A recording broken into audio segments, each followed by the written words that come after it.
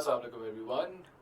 उम्मीद है आप सारे ठीक ठाक होंगे और जो पिछली वीडियो से एक तसलसल चल रहा है उसके साथ आप लोग कंफर्टेबल होंगे और अभी तक आप लोगों को समझ आ गया होगा कि environmental science as a subject CSS के अंदर आपसे क्या डिमांड करता है, कौन सी थीम्स हैं जो कि रिकरिंग हैं और जो ये सब्जेक्ट है वो किसके लिए कंपैटिबल है। आया वो सिर्फ साइंटिफिक लोगों के लिए कंपैटिबल है या ये एक ऐसा सब्जेक्ट है जो कि हर कोई ऑप्ट कर सकता है।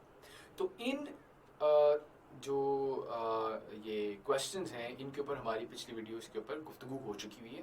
तो अगर आप लोगों ने अभी तक वो नहीं देखा तो आई रिकमेंड कि आप वो पिछली वाली वीडियोस एक बार देखिए, उसके बाद आप इस वीडियो पे आए।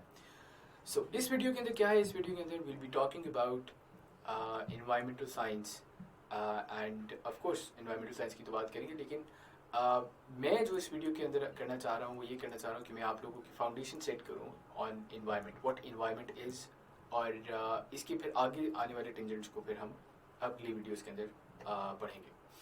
सो इन्वायरमेंट क्या है, इसके ऊपर अगर हम बात करें तो इन्वायरमेंट सिंपल एज दैट आपके इर्द गिर्द मौजूद हर चीज़ जो कि लिविंग है या नॉन लिविंग है वो इन्वायरमेंट का पार्ट बनती है। टेम्परेचर, हवा, पानी, मछली, नीम, एनीथिंग, वो तमाम चीज़ें आपकी इन्वायरमेंट का पार्ट होती हैं। हाँ, उसकी कैटेगरीज फिर आगे पैदा हो जाती हैं, बट इन्वायरमेंट क्या है? It is the whole physical and biological system surrounding man and other organisms. आप सेंटर ऑफ इन्वायरमेंट नहीं है। सेंटर ऑफ इन्वायरमेंट हर वो ऑर्गेनिज्म है जो कि इस इन्वायरमेंट का पार्ट है। आपके लिए आप सेंटर ऑफ एनवायरनमेंट होंगे, but for the other organism let's say एक बिल्ली के लिए वो सेंटर ऑफ एनवायरनमेंट होगी क्योंकि उसके लिए आप एक एनी अदर लिविंग ऑर्गेनिज्म है। समझ रहे हैं आप लोग? So environment in itself is a phenomenon जिसके अंदर है क्या, उसकी अगर ब्रेक डाउन करें तो it is the whole physical and biological system surrounding man and other organisms. इसको आगे थोड़ा सा अगर हम इसका ब्रेक डाउन करें तो आपकी दो इसके अंदर फैक्टर्स आ जाते हैं। The first factor is the non living factors. Non living factors में एज द नेम सजेस्ट वो तमाम फैक्टर्स जो कि नॉन लिविंग है, जो कि जिनके अंदर आप अगर आसान लफ्जों में कहें तो रूह मौजूद नहीं है। ठीक है, they do not have a soul. Rocks, soil, water, light, temperature, ठीक है, ये तमाम वो चीज़ें जो कि नॉन लिविंग कंसिडर की जाती हैं। ठीक है जी। So they are known as the non living factors, also known by the name of also known by the jargon of abiotic. I write it down for you guys. Abiotic factors. ठीक है जी, ये abiotic factors भी कहलाते हैं। इसी तरह जहाँ पे abiotic factors एग्जिस्ट करते हैं वहीं पे आपके यहाँ biotic factors यानी living factors भी एग्जिस्ट करते हैं।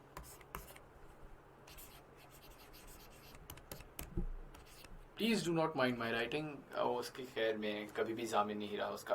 बहरहाल जहाँ तक बात आ जाती है आपके लिविंग फैक्टर्स की, तो वो तमाम फैक्टर्स जिनके अगर मिसाल ले ली जाए as the name suggest, plants, animals, human beings, animals of all sorts, marine animals, land animals, airborne animals, ठीक है जी, ये तमाम चीज़ें जो हैं जो कि एक सोल रखती हैं, ठीक है, and they are part of the environment, उनको कैटेगराइज करते हैं हम एज बायोटिक फैक्टर्स। आगे गिर चलें,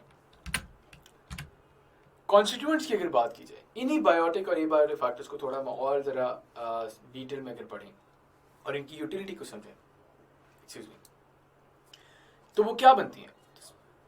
as the picture suggest over है, आपके यहाँ ये वो चीज़ है जिसको हम कहेंगे फिजिकल, यानी ये फिजिकली मौजूद है but it is non living.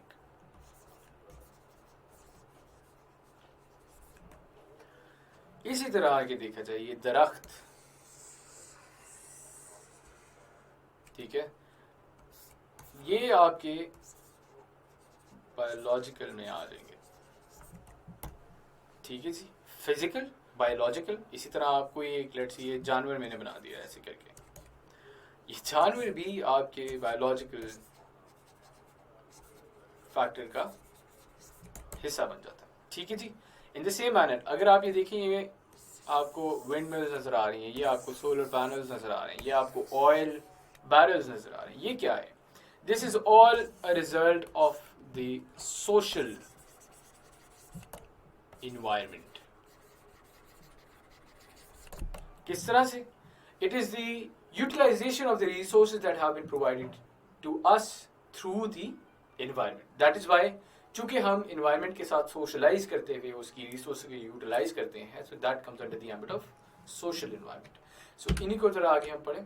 Physical क्या है? Then again it contains the abiotic elements, soil, water, air, climate, temperature, light etcetera. ठीक है, इसको अगर हम देखें अगर इनका, तो फिजिकल कॉन्स्टिट्यूएंट्स की इंपॉर्टेंस अगर देखी जाए कि ये इंपॉर्टेंट किस तरह से, how are they important to begin with, पहला सवाल ही ये बनता है। हर चीज़ की इंपॉर्टेंस के ऊपर उसको जांचा जाता है। तो फिजिकल कॉन्स्टिट्यूएंट्स की इंपॉर्टेंस ये है कि दे determine the habitat and living conditions of human beings living in an area, not just human beings but also the animals and all other living organisms that reside in a particular area. अगर इसकी आपको मिसाल दी जाए तो मिसाल आपके पास आ जाती है फ्रांस की, और फ्रांस की मिसाल आपको मैं इससे दे रहा हूँ, इसको मैं यहाँ पे रिलेट करूँगा एक बड़े ही important political figure से, Montesquieu, Charles E. Montesquieu, who was a French philosopher, and he proposed that climate has a direct impact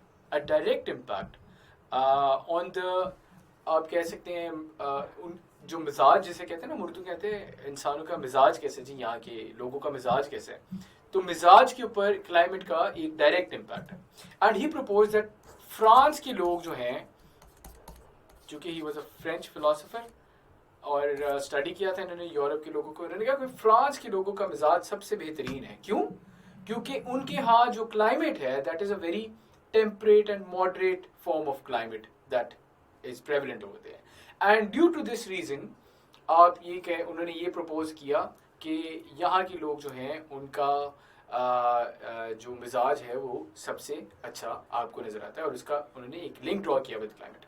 और बात जो है ये किसी हद तक नहीं बल्कि बिल्कुल सही है। अगर मैं आपको आप ही की मिसाल दूँ, पाकिस्तान की मिसाल दूँ, तो आप अगर शहरों की बात करें जिधर बहुत हार्श कंडीशंस आपको नहीं नजर आती, गर्मी सर्दी तमाम मौसम होते हैं और बहुत हार्श नहीं होते हैं। मिसाल लीजिए लाहौर, कराची, इस्लामाबाद, मुल्तान, कोयटा, हैदराबाद, रहीम यार खान, ठीक है, बड़े बड़े शहर या शहर जो कि इन एरियाज़ के अंदर होते हैं, पंजाब, सिंध और खैबर पख्तूनख्वा के बेशतर इलाका जात, और कोई ये बलूचिस्तान के भी कुछ इलाका जात, ये वो तमाम इलाका जाते हैं जहाँ पे आपको मयाना रवि नजर आती है क्लाइमेट के लिहाज से। ठीक है, टेम्परेट या आप कह सकते हैं मॉडरेट किस्म का आपको क्लाइमेट नजर आता है। यहाँ के लोग बड़े आपको वेलकमिंग नजर आएंगे, यहाँ के लोगों की सोशलाइजेशन ही फ़र्क होती है। ठीक है, इनका मिलने का तरीका, तमाम चीज़ें, इनके मिजाज में भी आपको जो है बहुत ज़्यादा आपको रद्दोबदल नहीं नजर आएगी। लेकिन यहीं अगर आप किसी पहाड़ी इलाके चले जाएं या आप चले जाएं किसी डेजर्ट में, तो आप देखेंगे और आप नोट करेंगे कि वहाँ के लोगों का मिजाज बहुत सख्त होता है। वहाँ के लोगों की इस सख्ती का बायस क्या है? उधर का लाइफस्टाइल। और लाइफस्टाइल किससे इम्पैक्ट होता है? लाइफस्टाइल होता है इम्पैक्ट आपके क्लाइमेट के साथ।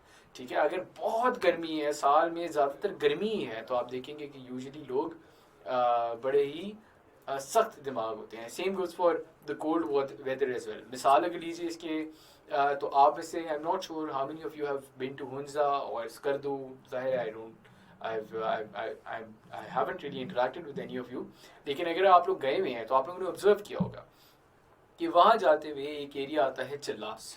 ठीक है, चिल्लास एक आप कह सकते हैं लैंडलॉक्ड एरिया है। Landlocked area in this sense कि ऊपर से वो गिलगित वैली और गिलगित बल्तिस्तान, उससे एक एक एक एक उसकी सतह से ऊपर एक वैली नज़र आ जाती है। ठीक है, और उससे अगर पीछे जाएं तो नारायण का गांव जो है उसकी भी हाइट जो है वो चिल्लास से ऊपर है। इसकी वजह से क्या हुआ है कि जो बादल हैं, बादल एक गिलगित की तरफ भी रुक जाते हैं, गिलगित बल्तिस्तान की तरफ रुक जाते हैं, एंड दूसरी तरफ से नारायण का गांव तक भी बादल रुक जाते हैं, क्योंकि आपके अगर पहाड़ इस तरह हैं और बीच में आपके चिल्लास आ रहे हैं तो उन्हीं पहाड़ों ने आपके बादलों को रोक लिया। तो उसकी वजह से क्या होता है कि चिल्लास में अमूमन बहुत शदीद गर्मी होती है और ज़्यादातर वहाँ का वेदर इसी तरह का रहता है। ठीक है, ऑल्दो कि वो एक माउंटेनस एरिया है एंड एवरीथिंग, बट ये एक एरिया, ये एक वजह है जिसकी वजह से वहाँ पे वेदर जो है बड़ा हार्श और बड़ा एक्सट्रीम आपको नज़र आता है, और बड़ा ही वो बैरन एरिया है। ठीक है, बैरन लैंड है। उसका इम्पैक्ट उसके लोगों के ऊपर एक बड़ा ही ओवर्ट इम्पैक्ट है। वो बड़े सख्त मिजाज बन जाएंगे, इतने वेलकमिंग नहीं होंगे जितने बाकी होंगे। तो ये एक मिसाल है जिसके साथ आप लोग रिलेट कर सकते हैं in case you guys have been to the northern areas. So इस तरह से आपके फिजिकल इन्वायरमेंट का आपके ऊपर बहुत बड़ा इम्पैक्ट होता है। अगर बात करें एट द सेम टाइम इसकी यूटिलिटी की, फिजिकल इन्वायरमेंट की यूटिलिटी क्या है, ऑक्सीजन की बात करें, one large tree oxygen for up to 4 people, 4 लोगों को आपको ऑक्सीजन देता है। आपका ट्रीज आपके जो हैं वो ऑक्सीजन देता है। और तो ट्री की मिसाल यहाँ पे मैंने ऑक्सीजन के लिहाज से दी है। Tree comes under the biotic factors, और अभी एबायोटिक की बात हो रही है। लेकिन जो ट्रीज ऑक्सीजन प्रोवाइड करें ना, चूंकि वो एयर का पार्ट में थे, इस हिसाब से ये मिसाल यहाँ पे दी गई है कि आपके यहाँ इंसानों को हवा ऑक्सीजन चाहिए होती है, और oxygen is present in the atmosphere. तो एटमोसफेयर की यूटिलिटी कि लोगों को वो ऑक्सीजन मुहैया करती है। इन द सेम मैनर एक इंसान को इसी की आगे एक्सटेंशन 0.84 किलोग्राम ऑफ ऑक्सीजन चाहिए होती है एक दिन में। तो वो कहाँ से आ रही होती है, वो आपकी फिजिकल इन्वायरमेंट से आ रही है in the form of through atmosphere in the form of oxygen. ठीक है। इन द सेम मैनर अगर बात की जाए पानी की, जो कि हमारे लिए सबसे इम्पॉर्टेंट रिसोर्स है और दुनिया की सबसे इम्पॉर्टेंट रिसोर्स है, वो कितनी ज़्यादा इस वक्त है दुनिया के अंदर, that is 1.386 billion kilometre cube. इसको समझने के लिए मुझे लगता है कि शायद आप लोग इसकी इंटेंसिटी ना समझ सकें। देखिए बिलियन का तो मिसाल आप यहाँ से ले रहे हैं कि चाइना ने पाकिस्तान में इनिशियली $62 बिलियन इन्वेस्ट किया और पूरी दुनिया में तहलका मच गया। ठीक है। सो बिलियन तो एक बहुत बड़ा फिगर आप लोगों को पता होना चाहिए कि billion is like a mammoth figure. 1.386 billion kilometre, kilometre भी आपको पता है it's a big metric. 1000 metres is equal to 1 kilometre. ठीक है। तो ये बात तो आपको क्लियर है, और आपको भी पता है कि किलोमीटर कवर करने में टाइम लगता है। जो आप ऐसे गाड़ी चलाते होंगे उनको पता होगा कि कितनी उनकी माइलेज इफेक्ट होती है। तो वो आप माइलेज का हिसाब भी किलोमीटर्स में रखते हैं। मेरी बात समझ रहे? तो किलोमीटर्स ऑल्सो, अब कहने का मकसद है कि वो भी एक अच्छा खासा बड़ा मेट्रिक है। 1.386 बिलियन किलोमीटर क्यूब। अब आप इमेजिन करें एक बहुत बड़ा आप कह सकते हैं बाउल या क्यूब। ठीक है। और इमेजिन करें कि उसकी लेंथ, विड्थ और ब्रेड्थ को अगर मल्टीप्लाई किया जाए तो वो 1.386 बिलियन किलोमीटर, लेंथ विड्थ और ब्रेड्थ। ठीक है जी। ये तमाम चीज़ों को अगर मल्टीप्लाई करें तो 1.386 बिलियन बने। उसकी जो वॉल्यूम है, उस वॉल्यूम का आपका जो है पानी मौजूद है। तो आप लोग आई एम श्योर इमेजिन भी नहीं कर सकते, ना मैं कर सकता हूँ ना आप कर सकते हैं। ये एक फ्यूटाइल एफर्ट है। इस कि ये चूंकि एक फ्यूटाइल एफर्ट है, यही हमें बताता है कि पानी किस मिकदार में हमारे यहाँ मुयस्सर है, और ये कितनी बड़ी और कितनी अबंडेंट रिसोर्स है। और इसको हम लिंक बैक करेंगे किससे, हमारी physical environment. So therefore physical environment is of utmost importance to us human beings and to the environment as well. So इस चीज़ को आप थोड़ा सा समझिए। इसके ऊपर आप लोग थोड़ी सी और एग्जांपल्स निकालें। ये मैंने आप लोगों के सामने लिख दिए, कुछ एग्जांपल्स आप लोग खुद भी सर्च आउट करिए, क्योंकि जब तक आप लोग एग्जांपल्स और टैंजिबल डेटा अपने एंड से नहीं सर्च आउट करेंगे, तो मैं यहाँ पे ये 15 मिनट की वीडियो है अगर, तो 10 या 15 मिनट की वीडियो है अगर, तो मैं अगर 1.5 घंटा भी बोलता जाऊँगा इस बात के ऊपर, तो आप वो सही से एब्जॉर्ब नहीं कर सकेंगे। क्यों? क्योंकि आपने सिर्फ बात सुनी होगी। सुनिए और अपने हाथ को मूवमेंट दीजिए, और हाथ की मूवमेंट आपकी तभी होगी जब आप कोई टैंजिबल डेटा खुद से ढूंढेंगे। सो टैंजिबल डेटा ढूंढिए और इसको यहाँ तक आप एब्जॉर्ब करिए और ब्रेक लें, और फिर हम अगली वीडियो की तरफ चलते हैं जिसके अंदर we will be talking about the biological and the social environment as well. ठीक है जी, चलें, I will see you guys in the next video.